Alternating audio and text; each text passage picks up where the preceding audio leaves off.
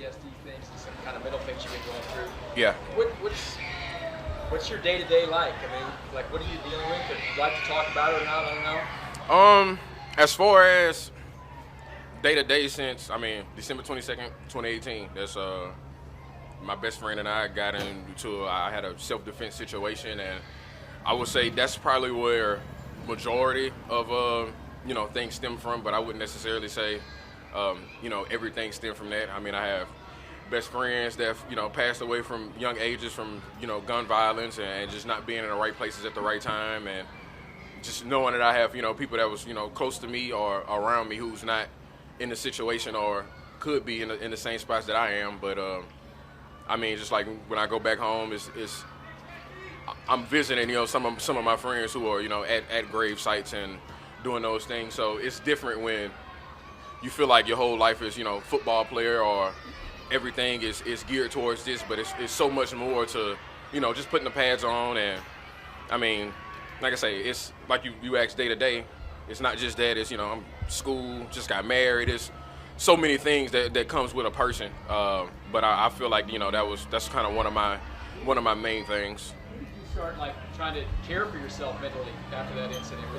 Did you just push it away for a while? I mean, I would say with that happening at such a young age, my first couple of years, you just try to block everything out and like, I'm at some point I'm gonna get over it, and you start to realize that just doesn't happen. You get older and you realize, hey, no matter the age, no matter the person, no matter the situation, everyone needs help at some point, and it's just being able to kind of step up and know, no, this is the help I need, or this is what I need to ask for. I mean, and even talking with my dad, talking with my mom, she was in the Army. My dad, past Marine, ex-cop. So I mean, he's sent me books. We've communicated back and forth. It's not just I have my support system here, but I also have my support system home, and I feel like that's the biggest thing. I'll say now I'm probably the most level-headed and clear that I've probably been within the last 5 or 6 years. You mentioned in your tweet that the chief staff helped you get through your latest struggles. Yeah. Is there some sort of treatment or some sort of help that they're giving you that you really want to point out? To really go step by step, man, that'll be a Julie Freimeyer question. I know everybody knows that name. I mean, she's amazing, and even Rick Bocroder, he's also amazing. Anything that I need, I just kind of communicate to them, let them know just kind of how I'm feeling, and it's a funnel of things that they go through initially when they were asking me the questions, just trying to see my temperament of certain things. Not really big on taking medicine, so it's more of just having different mechanisms of coping and having people to talk to who actually know or could help me through those situations. And it's not just the medical staff. I mean, all the way down to we have Schaefer and some of the guys who are on our security staff who ex-cops, ex-Marines, or just those things. I mean, I'm a guy who can talk to anybody, and if I can get the help from, even if it's one of you guys who I feel experienced something, or I could talk to, or a different coping mechanism that they feel help them, I try my best to get whatever I need for help so I can come out here and perform. What would your message be to someone who's going through this like you have? Honestly, it just takes the courage to talk about it, and having PTSD and dealing with it. Once people kind of bring it up, it's not something that I always want to talk about, because I never really know how my body will react or my mind. It's just something that I can't really pinpoint or know exactly what's going to happen, but really just having that safe space. And I feel like right now, within those past 2 years, and actually being open with my dad, because it was points that he told me things that I feel like he never told anybody. I mean, even guys that's probably part of his platoon, or guys that he was deployed with, probably haven't heard the stories, or they know exactly what he's going through, but they haven't talked about it, to kind of let that release go. So I feel like talking is a big thing, but it's just getting over that hump personally, being able to know that honestly, just everybody goes through things, good, bad, just being able to cope with it and know everybody's human, and everybody, is some point it's a stepping stone. 25 years old, just trying to live the rest of my life healthy.